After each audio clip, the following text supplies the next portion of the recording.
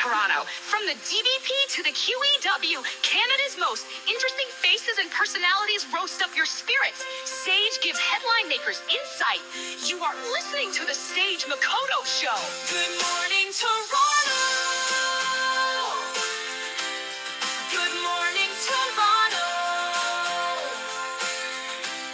Good morning, Toronto. Good morning, Toronto.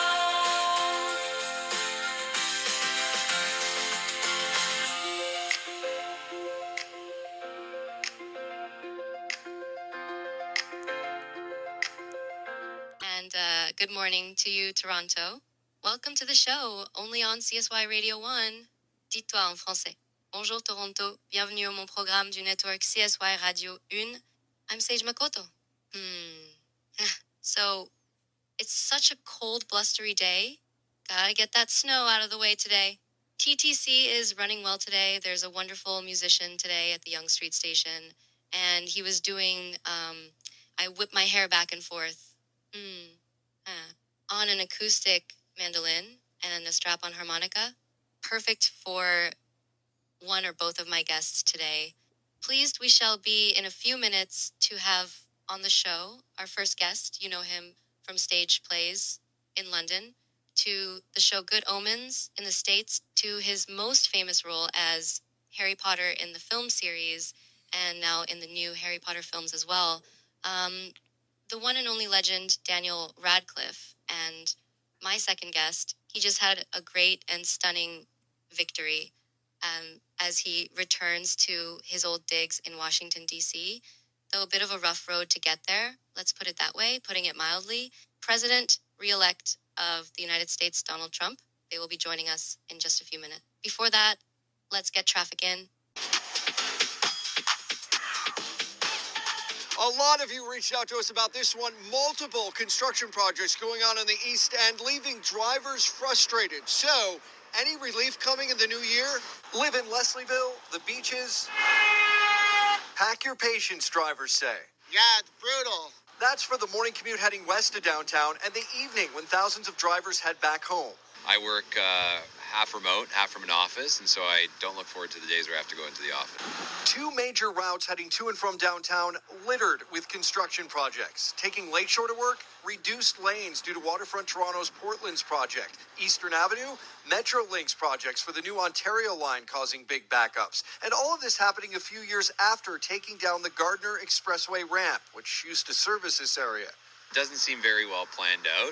Why don't you do one, finish it, and do the next one? Look at all those projects, Ontario Line, waterfront development, and you're kind of in a pickle. And Councillor Paula Fletcher has been hearing from her constituents about it. What do you say to constituents when they're like, Paula, help us out here? Well, I can't come and drive your car for you. So it is just a terrible fact of life, and I cannot tell anybody it's going to be over soon. And I'm sorry. She says these projects, like the one impacting Lakeshore, have been years in the making. Why didn't we think about this? That all these projects are happening at once, tying up traffic. Well, we knew this one was ongoing because it was approved in 2014. But Fletcher argues the Ontario Line project wasn't well thought out. It's just a litany of problems that's attached to having an above-ground line rather than putting it underground like everywhere else. If it had gone underground, I don't think we would have had all the traffic problems that we're having now. As for relief, well, the Ontario line's just underway. Restricted lanes on Eastern not expected to reopen until fall of next year. As for Lakeshore, the work to rebuild Lakeshore is scheduled to be complete by the end of 2025, a Waterfront Toronto spokesperson told us. They say unexpected underground infrastructure problems have led to delays. Quote, the project team has been working extended hours, including weekends, to minimize the impact of this additional work. It is really tough for drivers, and I'd say take transit, but we don't have it here in this part of town. So that's why it's going to be like this for a while longer, and I'm sorry about that. As always, if you have an issue, story, or question you'd like us to look into, reach out by visiting the Speaker's Corner tab on the City News website. Pat Taney, City News. And what to say for your commute? Your car is on fire. Little joke. Commuter traffic flowing, but barely just.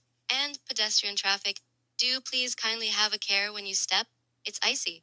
We will be right back with our guests. Pardon program pour l'advertisement. We will BRB. Everybody. Good morning, Toronto. Good morning, Toronto. Good morning, Toronto. Good morning, Toronto.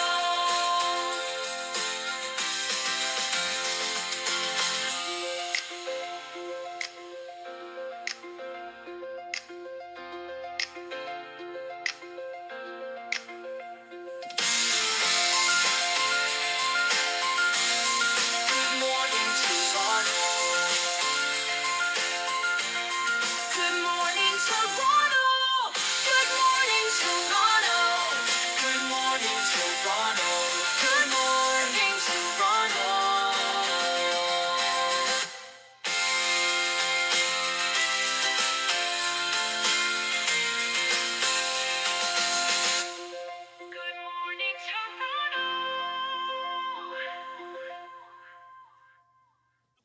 So happy Saturnalia, Daniel and Donald.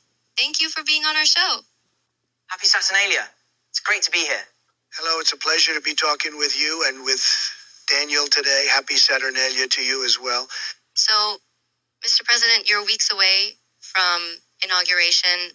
What sort of holiday things do you have time for? He's hogging the eggnog. It is true, I do love eggnog. Well, I always like to spend some time with my family during the holidays.